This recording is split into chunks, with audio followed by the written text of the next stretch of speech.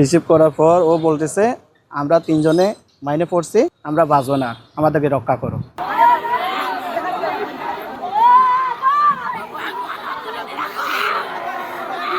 সবাই বের হয়ে ওদেরকে উদ্ধার করার জন্য যাচ্ছি।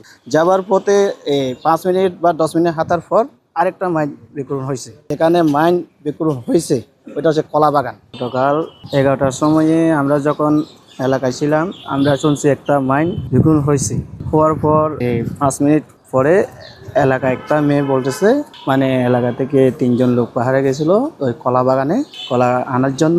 ওইখান থেকে একজন কল দিয়ে বলতেছে একজন লোক মাইনে পড়ছে। তো মাইনে পড়ার পর ওই কথাটা বলার পরে আমরা ওইখান থেকে যারা মানে যুব সমাজ আছে, যুব এলাকায় সবাই বের হয়ে ওদেরকে উদ্ধার করার জন্য যাচ্ছি। যাবার পথে 5 মিনিট বা 10 মিনিট হাঁটার পর আরেকটা মাইন বিস্ফোরণ হয়েছে।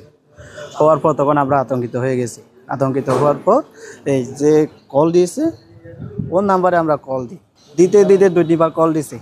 ওর নাম্বারে কল যায়, রিসিভ করে না, কল যায় রিসিভ করে না। তারপরে যখন রিসিভ করতেছে না, কল দিই না। আমরা যেতে যেতে প্রায় আধা কিলো পর্যন্ত গেছি।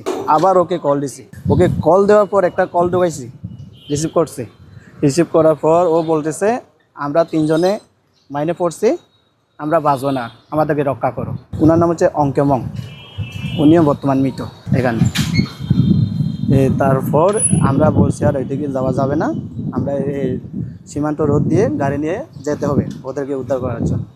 তখন আমরা বিজেপির কাছে গেলাম, বিজেপির সাথে কথা বলে বিজেপির অনুমতি দিয়েছে, বলছে তোমরা ওদেরকে উদ্ধার করে নিয়ে আসো। কিন্তু এখানে ওরা বিজেপি আমাদের সাথে যায় নাই, বলছে আমরা এখান থেকে যেতে পারবো না। ওই বর্ডারে ক্যাম্প আছে, ওইগুলো যেখানে মাইন বিধ্বংস হয়েছে ওই মানে ওই এলাকাগুলো ওই বর্ডার ক্যাম্পের আন্ডারে না। মায়ের এটা বাংলাদেশের 600 ফিট ভিতরে। ওইটা হচ্ছে আপনার এই কলা বাগান, যেখানে মাইন বিস্ফোরণ হয়েছে ওইটা হচ্ছে কলা বাগান। তখন লাশগুলো আমরা যখন ওইখানে গিয়ে লাশগুলো দেখি, আমরা ওদের ওই লাশগুলা স্পষ্ট করি নাই।